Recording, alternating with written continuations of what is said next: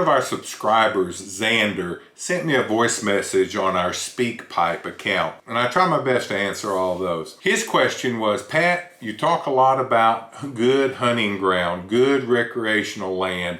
How can we know if it's good hunting ground? Well, it's a fair question. It really is. So I'll just kind of address that in general. But from my point of view, good hunting ground is going to, first of all, have good access. And what I mean by access is the ease of getting to it, because most people live busy lives. They're not professional hunters, and they want to be able to get to a deer stand or get to a duck blind quickly sometimes, or with their family and friends, and it's just sort of has to have an ease factor to it. Something that can be done without hours of boating or canoeing or backpacking just to get to the spot that they want to sometimes make a quick hunt before or after work, or they've got a 3-day weekend, they want to make the most of it, or a couple of days off during the holidays. Ease of access is important to most people. Now, that doesn't just mean that there's a road going right up to it. Now, that's part of it. You do need good access to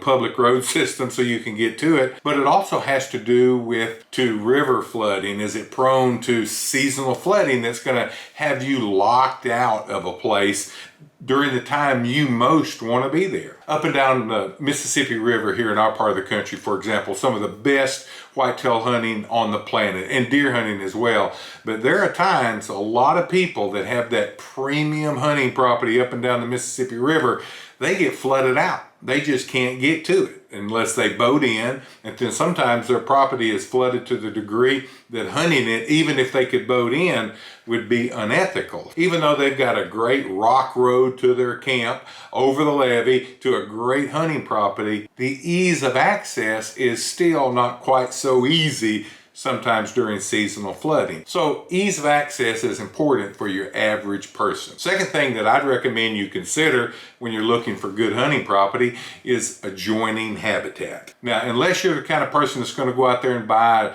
2,500 acre farm somewhere in the Midwest, or you're going to be able to buy several hundred acres of blocked up timberland, maybe here in the Southeast, you need some adjoining habitat. You've got to have some neighbors that have the kind of habitat that's going to support the game that you're looking for or that you focus on, because you're not going to be able to hold a good deer herd on 20 acres. However, you could buy a 20-acre tract that's adjoining some good habitat, and you can manage your property to be able to support the overall herd that's in that habitat, and you can really have an excellent tract even on a small place. Now, it doesn't all have to be perfectly connected and blocked up to your tract.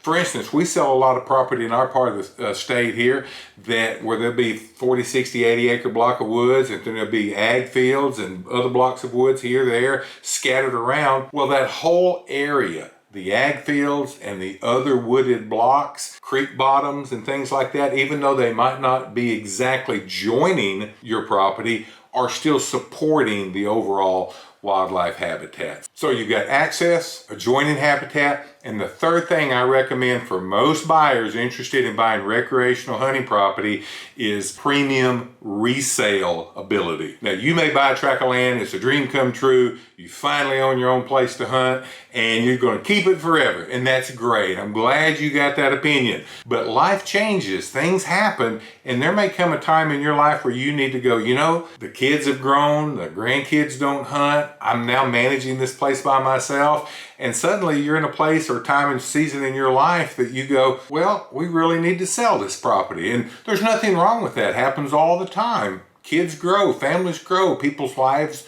change. If you bought a place that's in a good area, a desirable area, you're going to have a much better chance getting rid of that property if the need comes up. Now, I'm saying that from the position of being an experienced land broker where we sell a lot of properties. There are some hunting tracts that we sell in our region of the country that are inexpensive. You can get in them cheap. they're not the most desirable in the world is why you can get in them cheap. There are some places that are expensive. They're 2 and 3 times price per acre as some of these less expensive places. And you got to pay a lot of money for those, but everybody wants to be in those counties or parishes. And so you got to kind of weigh that. What I'm buying, am I getting in on a shoestring? And if I ever have to sell it, I'm probably not gonna make much money, if any, and it may take a while to sell. Or are you buying a premium property that if you have to put it on the market, chances are you'll be able to get it sold quickly and probably make a little bit of money on it at the same time. So Xander, I hope this answered your question for you a little bit, my friend. Shoot us your questions by voicemail or in the comments below. And here's some more videos right here that talk about tips for buying land. So check them out.